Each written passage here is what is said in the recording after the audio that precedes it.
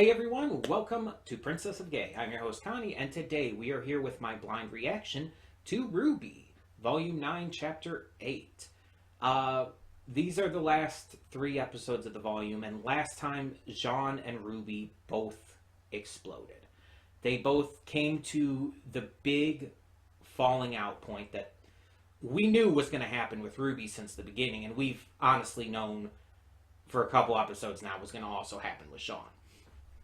They both broke, and we see the truth behind Jean's mindset in the Ever After.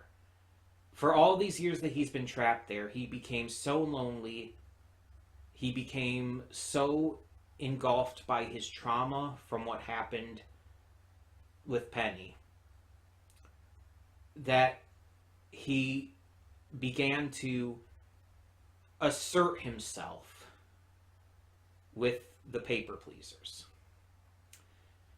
He wanted to protect them because he wanted to be able to be the hero for once, to be able to protect someone, to not lose them like he had lost Pyrrha and like he had to take out Penny. He for once wanted to save someone. And so he forcefully convinced himself that being ascended was the worst thing that could happen, that it just meant death. And while we learn that his mentality has not been all there, this does not mean we trust the cat. The cat is still very untrustworthy. Though the way they were talking and the way they responded and the way they gaslit our heroes when they were confronted about shit, it's very clear that they are not trustworthy. This just means that Jean hasn't been entirely trustworthy either. But, unlike the cat, we know Jean prior to the events of this volume. And we know that Jean's not at fault for that. That he is a poor trauma baby who needs to be saved from this. That by no means excuses his actions or his words, especially towards RWBY. But we feel for him because we understand what he's going through. RWBY, meanwhile, has been falling into deeper and deeper depression all volume. Partially for the same reasons. Her plan failed in Atlas. She feels responsible for all those deaths, for all that pain, all that misery. And everything that's been happening since they arrived in the Ever After, everything that's been on her mind has been just wearing her down over and over. She eventually snapped and just couldn't handle it anymore. And that included lashing out at even her sister and her sister's new girlfriend. I've heard some people, unfortunately, trying to argue that, oh, RWBY's homophobic. And it's like, fuck you. One, she's traumatized as fuck, is dealing with a lot of grief, and is just not okay mentally. Going after her and attacking her, and I know it's a fictional character, but still, going after her and attacking her is just not okay in this situation. On top of that, she never said anything against the idea of Blake and Yang being together. She was just venting. She used them as a target because she was venting, because she was upset, because everything had finally just broke for her. Everything came to a head and it just snapped. She wasn't even really being homophobic.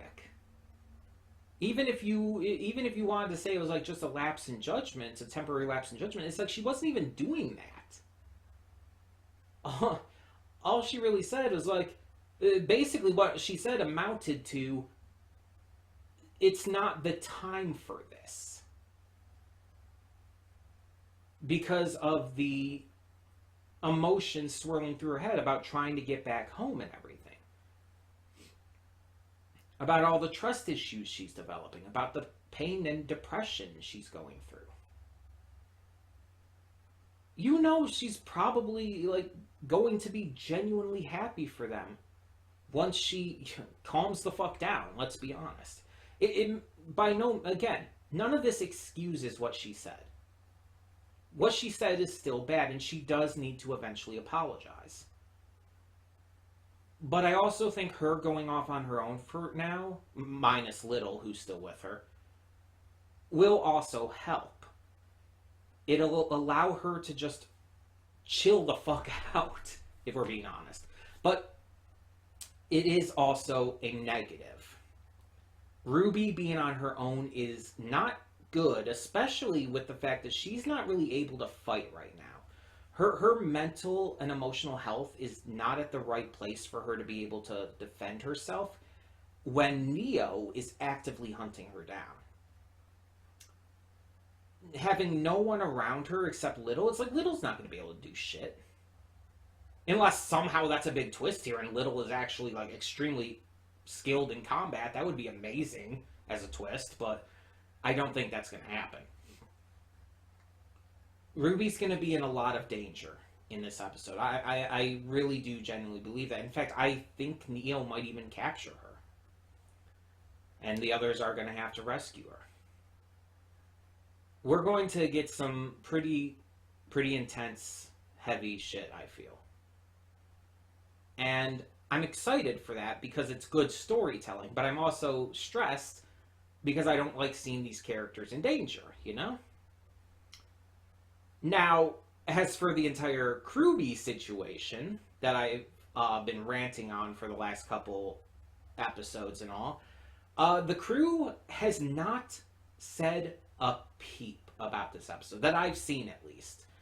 And usually like with the past episodes and everything, I've been seeing it everywhere. But this time, not a single peep I have heard. They haven't been hyping it up. They haven't been saying, oh, get ready. Nothing. And that's a good thing. Maybe they finally learned that you shouldn't do that. Maybe they learned that people were complaining. Because I know for a fact I was not the only one complaining. I've seen other people complaining about that. Maybe they just thought... Maybe it is as simple as they just thought, like, okay, we've been saying this stuff for the past couple episodes. I think people get that the rest of the episodes of this volume are going to be like this. The thing is, I knew from Chapter 1 of Volume 9 that it was going to be like this. Hell, I honestly knew before the volume started that this volume was going to be heavy as shit. Like, that's not a surprise. The big thing that they ruined was the Bumblebee kiss, even though we all saw that coming eventually. It's just like they ruined that it was going to happen in that episode. Without even needing to say it, but what they said was very blatant, let's be honest. They might have, they should have just come out and said it. Because with what they said, it's like everybody knew what they were talking about. But yeah, I'm glad that they're at least not doing that anymore for this chapter. Hopefully they keep not doing it. But we're just going to get on with this, hope for the best. So, when the screen fades to black, pause this redirect and go to the description below. Follow the link to the reaction, and after you watch it, come back here to the redirect and resume play. Because after it fades to black and then fades back in, everything from that point forward will be my afterthoughts and will contain spoilers to the episode. So, that being said, thank you so much for tuning in, and I will see you at the reaction. 3, 2, 1. You know, I'm at least glad the RWBY didn't say anything beforehand. Because if they would have,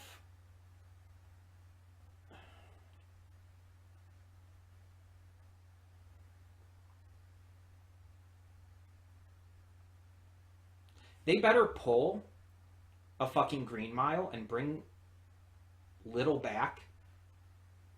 Because I am on the verge of breaking down right now.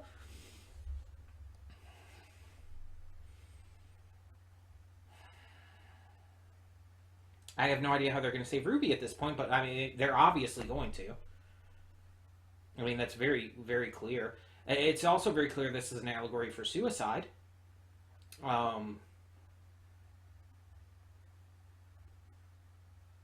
It's also very clear I want Neo fucking dead. Like, I was never as big a fan of her as other people, but I think she's one of my most hated characters in this series now.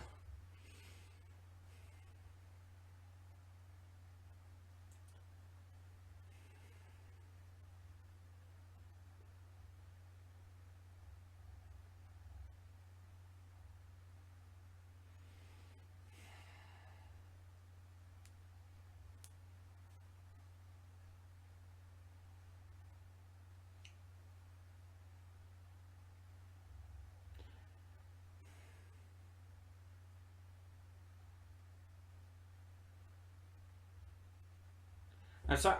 I'm sorry. I can't say anything. I'm too upset.